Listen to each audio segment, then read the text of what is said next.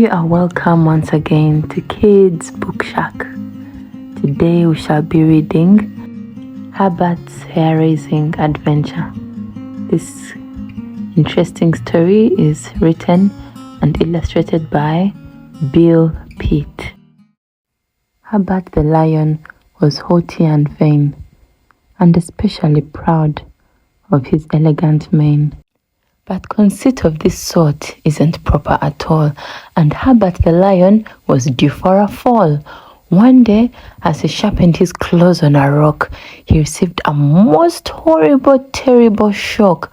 A flaming hot spark flew up into the air, came down on his head, and ignited his hair.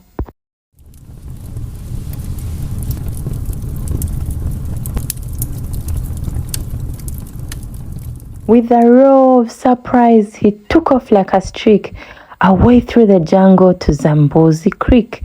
He leaped in kaplash with a shower of bubbles and came bobbing up with a head full of stubbles. At first, he just stared with a wide open mouth at the cloud of black smoke drifting off to the south. Then he felt with his paws just in back of his ears, and he suddenly realized the worst of his fears. "I'm ruined," he shouted. "Oh, what will I do? I'd rather be dead or go live in a zoo. And if anyone sees me, oh, what a disgrace. So I'd better discover a good hiding place." He looked all around till he finally spied an old hollow tree with a hole in one side. He squeezed himself in, but the fit was too tight. The last half of Hubert was still in plain sight. Along came a bird with a very large beak, and asked if she too could play hide and go seek. It was nosy old Hornbill, who everyone knew was the neighborhood gossip with nothing to do. Her eggs were all hatched and her children had grown, so now she made everyone's business her own. "Good gracious," she said when she peeked in the tree. "Your mane's disappeared. You're bold as can be. How did it happen? I've just got to know. Please tell me, Hubert, and then I must go." So the lion related with obvious pain how he'd managed to burn off his elegant mane. "I must say," said the bird, "that it's really absurd, but I'll keep it a secret. I won't say a word." Then she fluttered away just as fast as she could to broadcast the news to the whole neighborhood.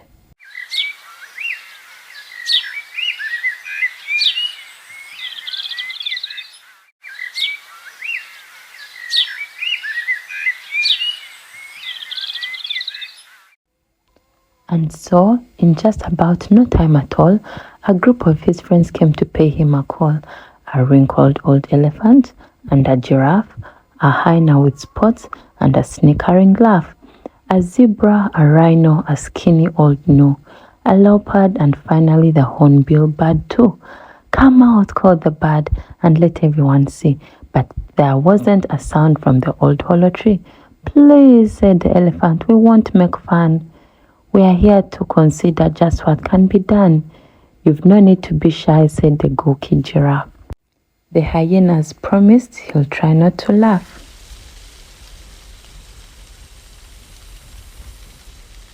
So Hubert crawled outside to show them his trouble and sighed. "You can see that there's nothing but stubble. A most serious problem," the elephant said, as he studied the surface of poor Hubert's head. "It will never grow back, you can be pretty sure, unless we can manage to think of some cure."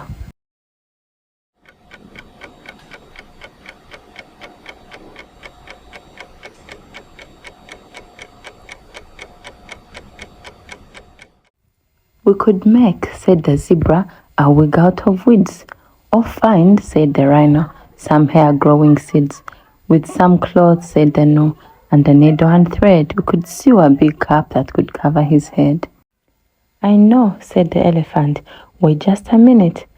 I remember a cure, but I can't think what's in it." He thought and he thought and he flapped his big ears. Then he finally said, "It is crocodile tears."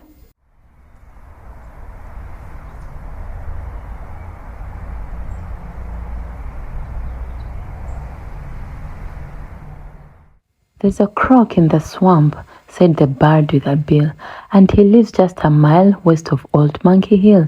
"It's a horrible place," said the gnu with a groan. "And a sport," said the leopard, "that's best left alone." "Come on," said the elephant, "don't be faint-hearted. Just hand me that bucket. It's time we got started." "I think that I'd better not go," said the gnu. "You know, I'm just over a case of the flu." And the leopard said, "I've a sore spot on my toe. If it wasn't for that, I would just love to go." "I have a stiff neck," said the gawky giraffe. "Me too," the hyena put in with a laugh. "I'm afraid," said the rhino, "I'd be in the way." "I'll go," said the zebra, "but some other day." So the elephant said with a look of disgust, "I suppose I can go by myself if I must." And he lumbered away down the dark forest trail, flapping his ears and switching his tail.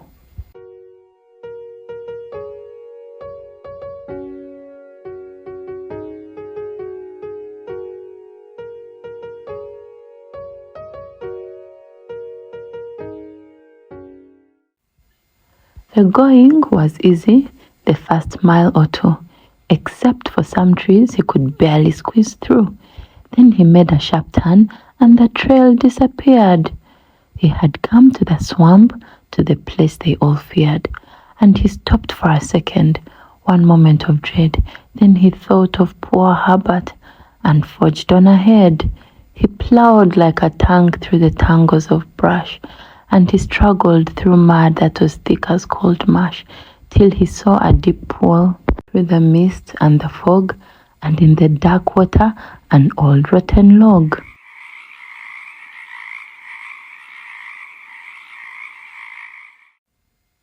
But logs have no eyes, and as everyone knows, no ugly fat flippers or scaly green toes or long rows of teeth that stick out when they smile. But this log, of course, was a big crocodile. "Good day," said the crafty and creepy old croc, as he slowly crept out to recline on a rock. "And what brings you here, Mr. Flapperjack Ears?" the elephant said. "Just to borrow some tears." "I'm sorry," the crafty croc said with a sigh, "but I never shed tears, and it's useless to try. Why, only last week, as I swam in the lake, I swallowed a very dear friend by mistake. At the time, I admit that I felt some regret. For you see, my poor stomach was slightly upset. But I have an old saying that's ever so true. You can't have your friends and eat them all too."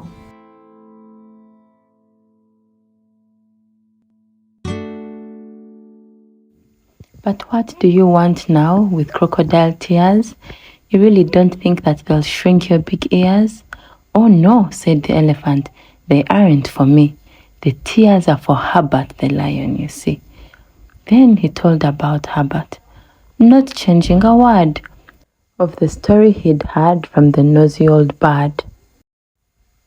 Now as the croc listened, he started to grin, from in back of his eyes all the way to his chin, and then all at once he threw open his jaws and exploded with laughter in great loud guffaws. He held both his sides and he staggered around, until soon he was flopping all over the ground, and the elephant saw, to his happy surprise, that tears started to come to the crocodile's eyes. They rolled down his long face, all sparkling and green, like beautiful emeralds fit for a queen, and they dropped in the bucket just under his chin that the elephant put there to capture them in. And when the old croc at last managed to stop, the bucket was filled pretty near to the top. "That's fine," said the elephant. "Now if I'm right, poor Hubert will have his new mane by tonight. So thank you, my friend, you are very kind-hearted." And then with a hasty "Goodbye," he departed. The long journey back was a difficult trick, with a bucket to carry and fog growing thick, and with great swarms of gnats flying into his face, he crept through the swamp at a very slow pace. He tripped on a hippo and bruised his left knee, and tattered one ear on a pricked thorn tree. But strangely enough, he completed the trip without tipping the bucket or spilling one drip.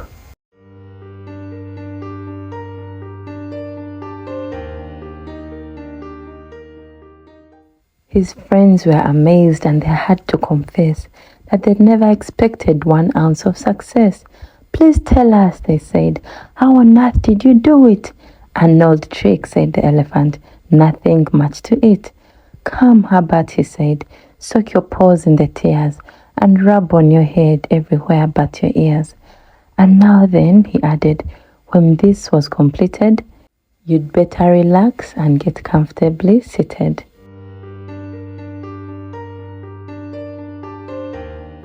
So Hubert climbed onto a boulder nearby, where he sat very still, staring up at the sky, while his friends sat around him all ready to shout at the very first sign of his new mane to sprout.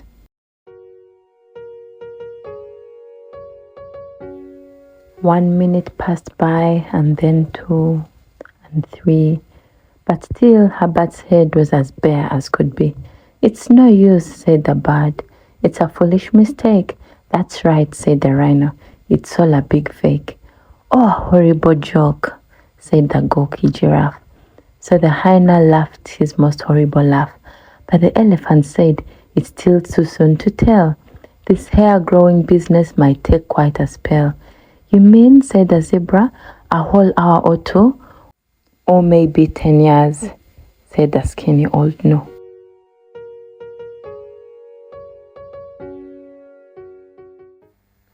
They watched and they waited till way after 9, but still nothing happened, not even a sign. At last they grew sleepy, and then pretty soon there was no one to watch but a big yellow moon. And with no one to question and no one to doubt, Herbert's bare head was beginning to sprout. It grew very thick and it grew very fast, and before even more than 10 seconds had passed, the elegant mane was completely restored, while its owner, poor Hubert, slept soundly and snored.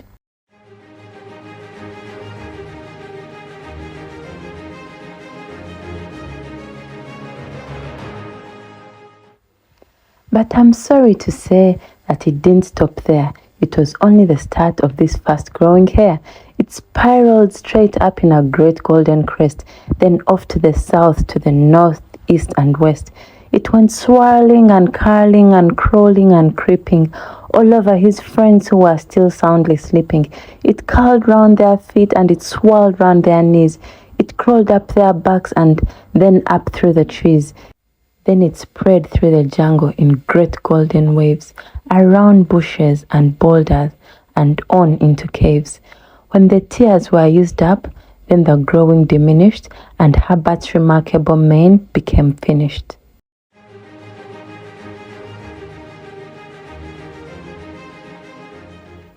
Next day, in a tree where she'd perched for the night, the hornbill awoke to this very strange sight.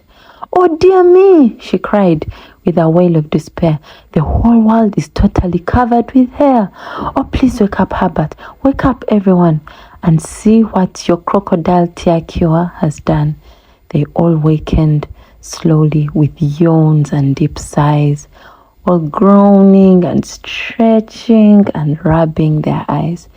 Then they stared for a second with mouths open wide. "Jumping Jehoshaphat!" cried someone. "It's fantastic," said Hubert. "Amazing indeed. But you know, there's a little bit more than I need." "It's a mace," moaned Rhino. "A horrible bangle." "Just look," groaned the gnu. "It's all over the jungle. We are trapped," cried the zebra. "Oh, what can we do? We've got to get out of this tangled up stew."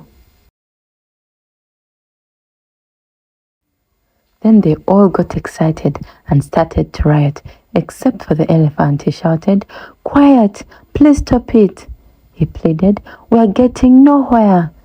"Besides," cried poor Hubert, "you're pulling my hair." In a crazy mad scramble, they thrashed and they plunged. They kicked and they butted. They leaped and they lunged.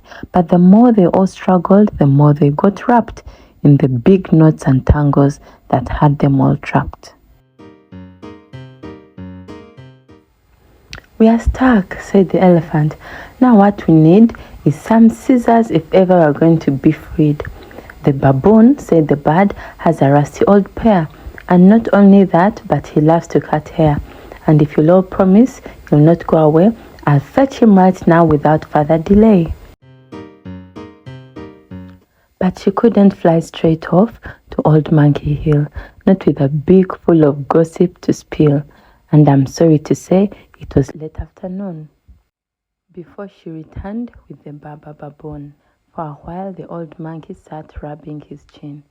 It was hard to decide where he ought to begin. At last, with a flourish, he started in clipping, his rusty old scissors a squeaking and snipping. He lopped off whole armfuls of wavy gold locks and stacked all the trimmings in big golden shocks.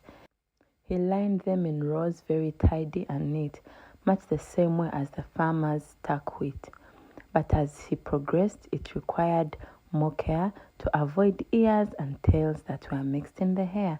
Sometimes he slipped with the rusty old shears, and he snipped a few nicks in the elephant's ears, and he clipped off the tip of the tail of the gnu, and the leopard lost whiskers, in fact all but two.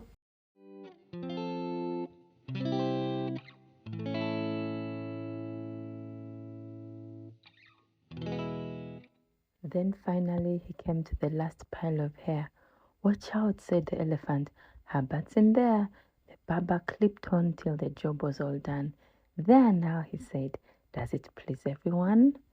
"It's too round," said the bird. "Take some more off the top, then a bit off the sides. Then I think you can stop."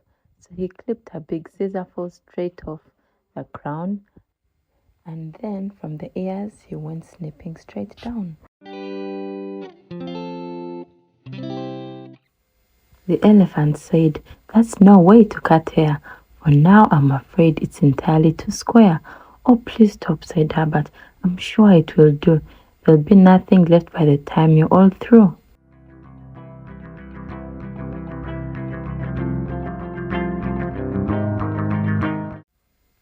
"And besides," he went on with a very smug smile, "I always have wanted my own special style.